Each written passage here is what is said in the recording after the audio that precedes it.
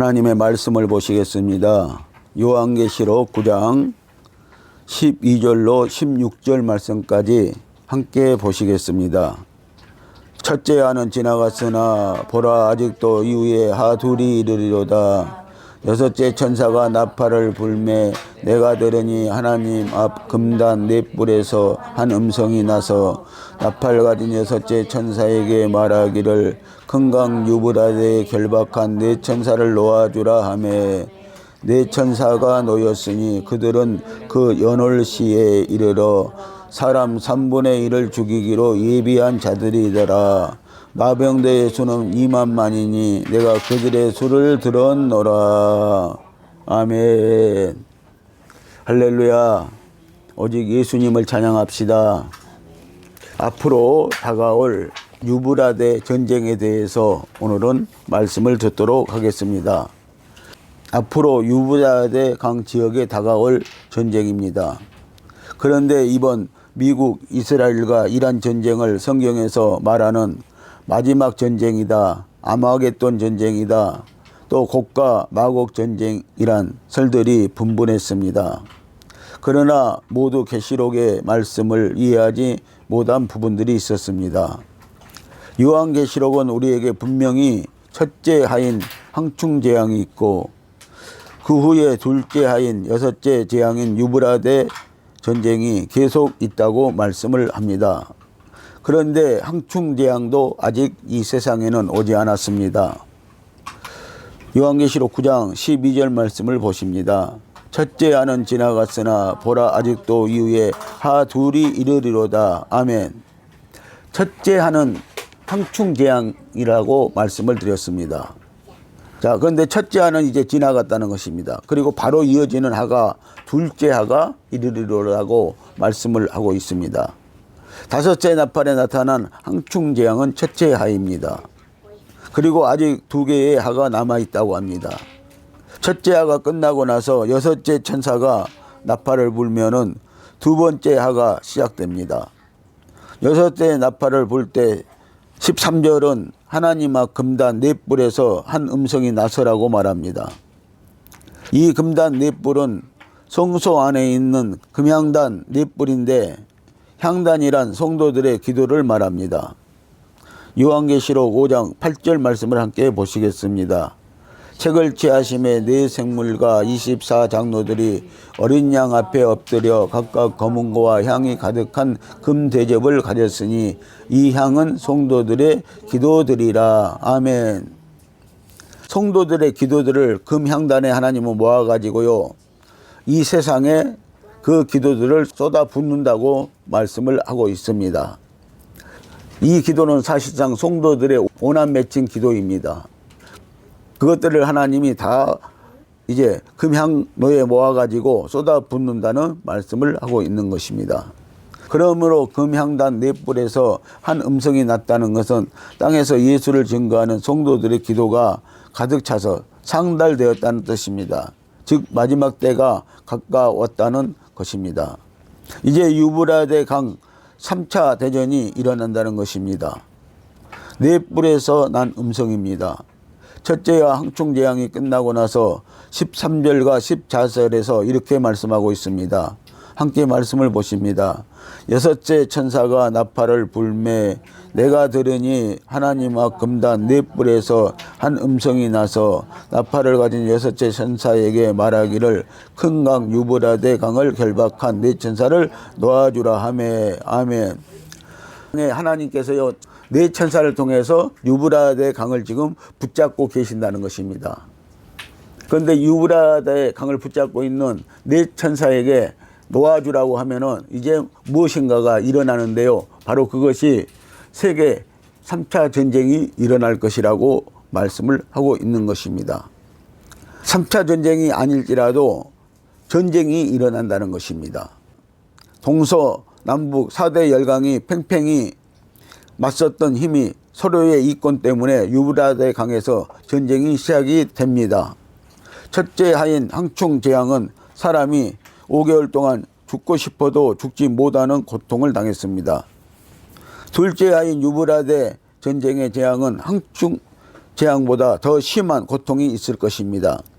바로 이 전쟁이 핵전쟁이 될 것이기 때문입니다. 다니엘서 8장 8절에서 말하는 네 뿔의 역사와 연결이 되어 있습니다.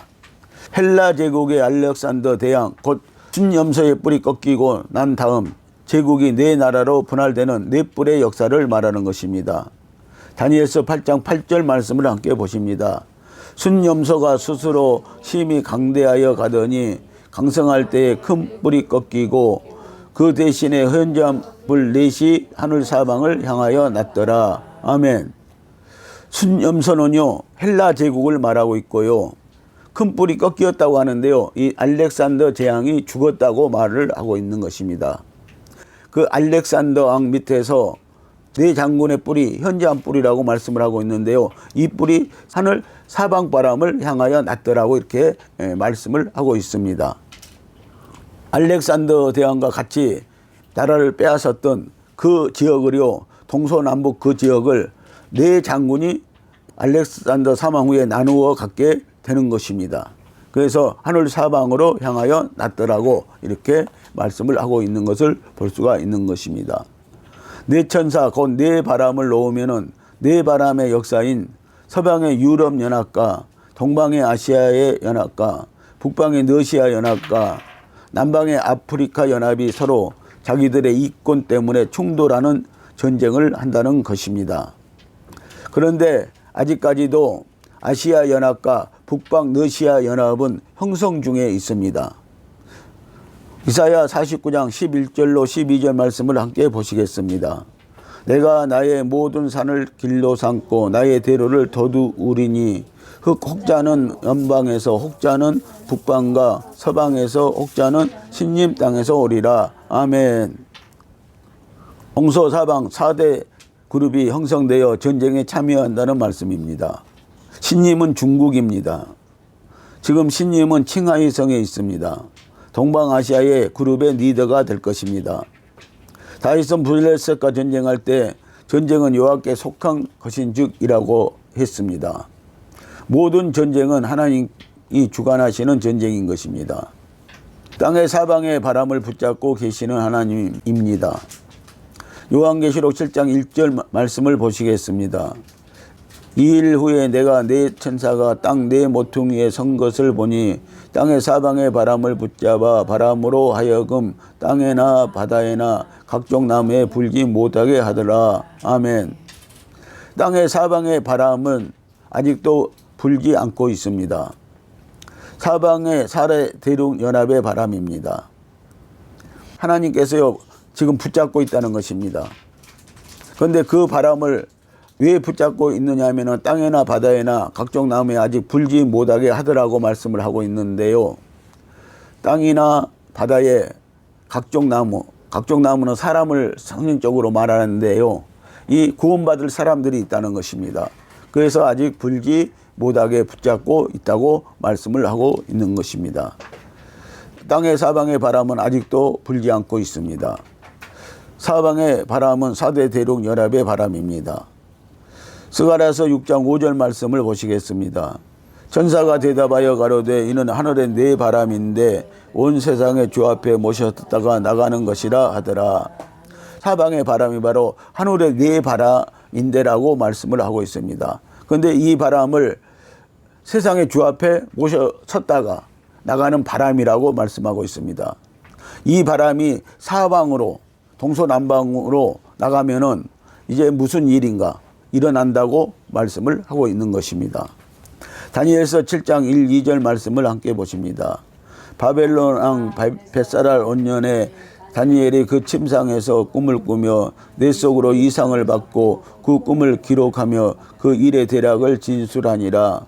다니엘이 진술하여 가로되 내가 밤에 이상을 보았는데 하늘에 네 바람이 큰 바다로 몰려 불더니. 아멘. 다니엘도요 큰 이상을 보았는데 하늘에 네 바람이 큰 바다로 몰려 불더니라고 말씀하고 있습니다.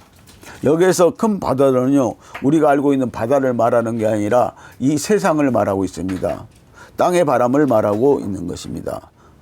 그래서 큰 바다로 몰려 불더니라고 이렇게 말씀을 하고 있습니다. 스가랴서 2장 6절 말씀을 보시겠습니다. 여호와의 말씀에 내가 너를 하늘의 사방 바람같이 흩어지게 하였거니와 너희는 북방 땅에서 도망할지니라. 아멘. 전쟁은요, 역사적으로 보면은요, 항상 북쪽에서부터 시작이 되었다는 것을 성경을 보면은 알 수가 있는데요. 자, 북쪽에서 이제 전쟁의 바람이 불기 시작한다는 것입니다. 그래서 북방 땅에서 사람들은 도망해야 된다고 말씀을 하고 있는 것입니다. 역사적으로 항상 전쟁은 이스라엘 북쪽부터 시작이 되었습니다. 이의 말씀 중에서 네 천사라는 존재와 땅의 사방의 바람이라고 하는 존재는 같은 의미를 가지고 있다는 사실을 알아야 합니다. 땅의 사방의 바람은 세상의 종말에 이 땅에서 전쟁을 일으킬 4대 열강의 세력을 가리키고 있으며 네 천사는 그들을 배후에서 조종하는 하나님의 사자들입니다. 현재의 4대 열강은 미국, 중국, 러시아, EU가 됩니다. 유브라데 강 지역에 닥쳐올 전쟁입니다. 요한계시록 9장 14절로 16절 말씀을 함께 보시겠습니다. 나팔 가진 6째 천사에게 말하기를 금강 유브라데에 결박한 네 천사를 놓아주라 하매 네 천사가 놓였으니 그들은 그 연올 시에 이르러 사람 3분의 1을 죽이기로 예비한 자들이라. 마병대의 수는 2만만이니 내가 그들의 수를 들었노라. 아멘. 6째 나팔이 부러지면은 유브라데 강을 결박한 네 천사를 놓아주라고 합니다. 하나님께서 붙잡고 계셨던 네 바람, 즉 세상의 모든 국가 간의 악, 이기심을 통제하고 있다가 6째 나팔을 불 때 잡고 있던 바람을 놓아버리니 바로 전쟁이 일어나게 되는 것입니다. 이 전쟁은 물과 에너지 때문에 일어날 것입니다.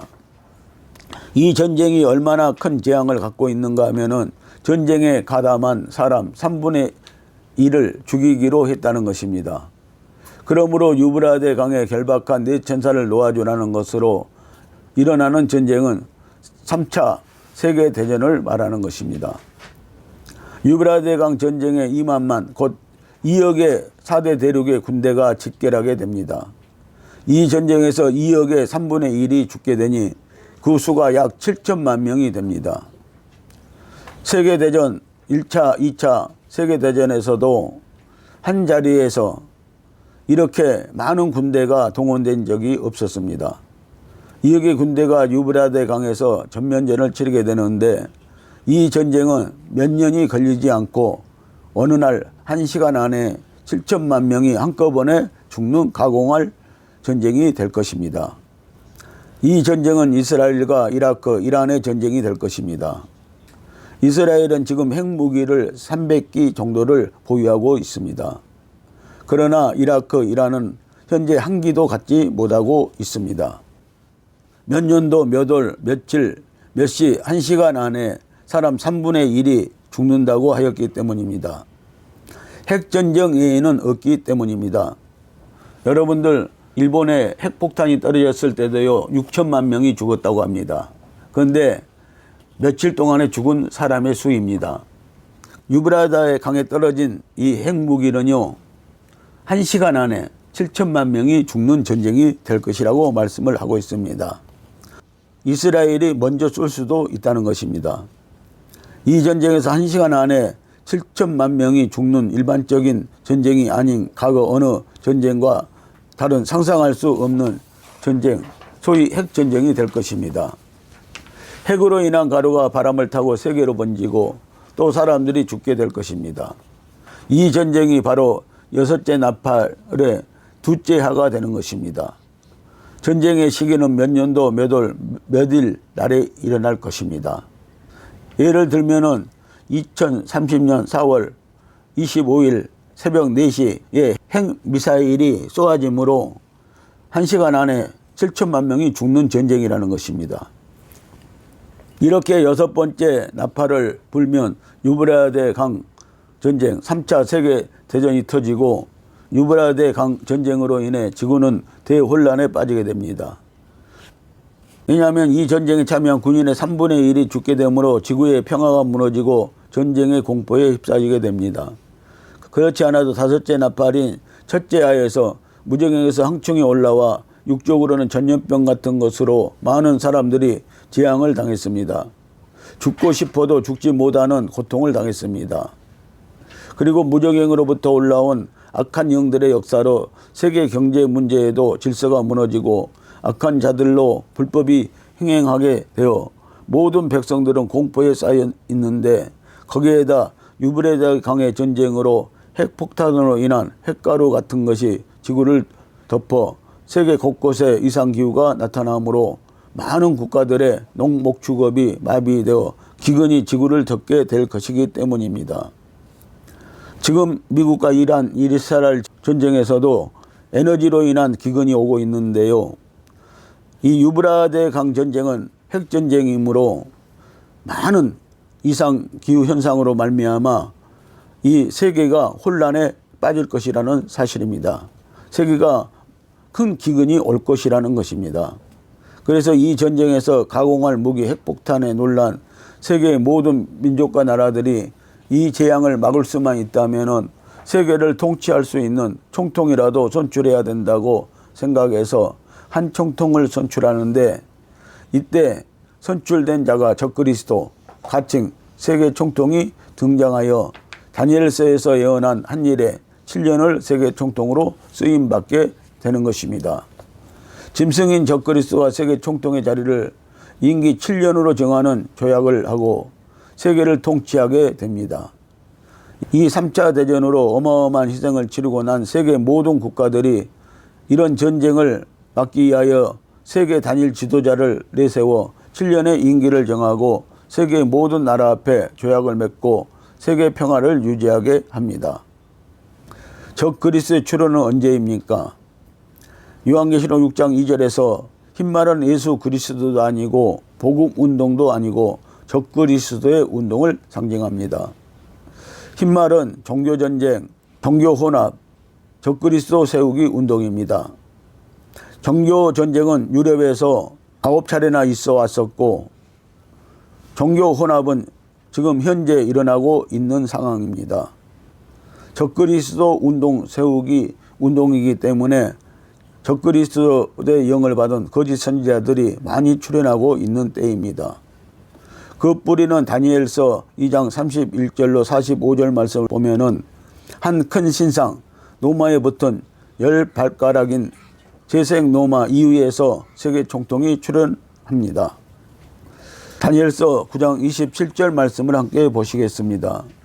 그가 장차 많은 사람으로 더불어 한 일에 동안의 언약을 굳게 정하겠고, 그가 그 일의 절반의 제사와 예물을 금지할 것이며, 또 잠포하여 미운 물건이 날개를 의지하여 설 것이며, 또 이미 정한 종말까지 진노가 쏟아지리라 하였느니라. 아멘.